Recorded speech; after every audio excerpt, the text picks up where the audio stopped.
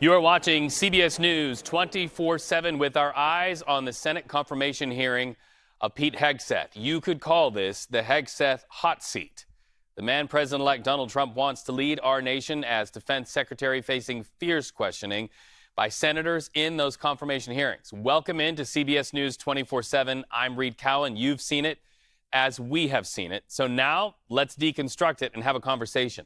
CBS News political reporter Taurean joins us now from Capitol Hill with more. Taurean, we heard questions that range from how many push-ups did you do this morning, or how many push-ups can you do, all the way to some pretty strong questions about Pete Hegseth's history relative to allegations of sexual misconduct and heavy drinking. What stood out to you in those hearings? Reed, I'm sure Hegseth appreciated the former versus the latter of those questions, but really this contentious, really a hot seat for him was leveled or really lobbed at him some of the more difficult questions from the female senators that made up this committee, notably Kirsten Gillibrand of New York, really hammering him on his opinions and views of women in combat, a point that was also underscored by Elizabeth Warren of Massachusetts, who said, and I want to take just a small piece of what she said. She said, help me understand what changed in 32 days, referencing a comment that he made on a podcast in November, saying that at all, straight up, he doesn't believe women should be active in military combat. So the women of this committee really hammering him hard, but also he faced some tough criticism about not just allegations about sexual misconduct, which he has denied, fiscal mismanagement of veteran organizations, but also his personal life. Senator Tim Kaine accusing him of affairs in his personal life, Reed. All right, Taurean Small on Capitol Hill. And now let's go to Nikole Killion, who also covers Congress. Nikole, let's have a conversation about, as far as the people that you were seeing asking those questions. It's clear who is for Hegseth. Who did you kind of see that might say that they would waffle on their support? And it looks like you're watching for people to come out as well in real time.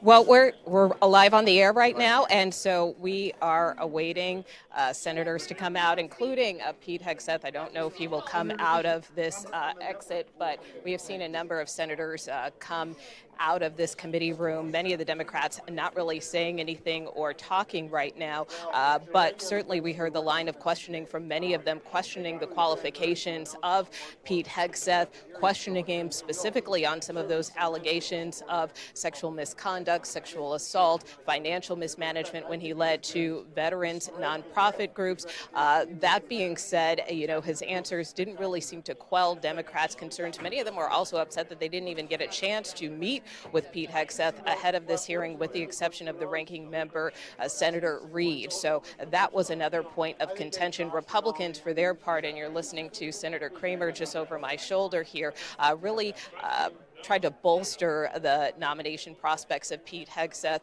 saying that they believe, in terms of a lot of these issues and controversies surrounding him, that they are coming from anonymous sources, and that the focus of this hearing should be more focused on his vision for the Pentagon, which is something that Pete Hegseth tried to explain in terms of wanting to make it a more lethal force, ensuring that there is military readiness. But he did speak pretty extensively about potentially changing some of the policies at the Pentagon when it comes to issues of DEI. He made very clear that he believes standards are important, that standards shouldn't be changed to try to fulfill quotas. So that was a point that he made clear. He was also questioned by both Republicans and Democrats very extensively about his views of women serving in combat. And he reiterated that if he were confirmed as defense secretary, he would be a secretary for both male and female service members, that he does believe that women have a role to play in the military, that the president-elect Trump hasn't indicated that he wants to change the policy with respect to women serving in combat, but at the same time, he reiterated the importance of having these uniform standards that both men and women are held account to them with respect to serving the U.S. military. And Nikole, a word that we heard over and over and over for the past almost 2 hours now, woke or wokeness, other than DEI, which really took a beating by Pete Hegseth and those senators who are also against diversity, equity, inclusion within the military and the initiatives that have been put forth. What other metrics does he define as wokeness within the U.S. military?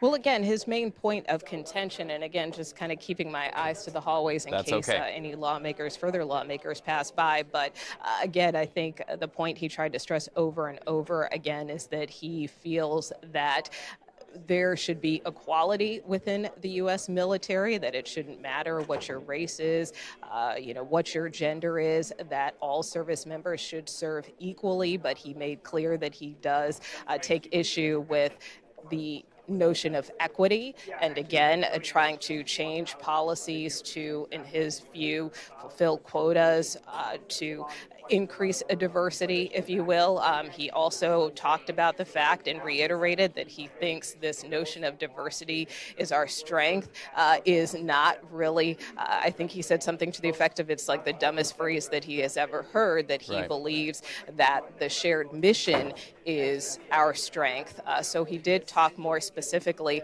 about his views there, saying that he doesn't feel that there should be a priority put on issues of diversity, but more so on making sure that people are treated equally within the Pentagon, but not changing standards to do that.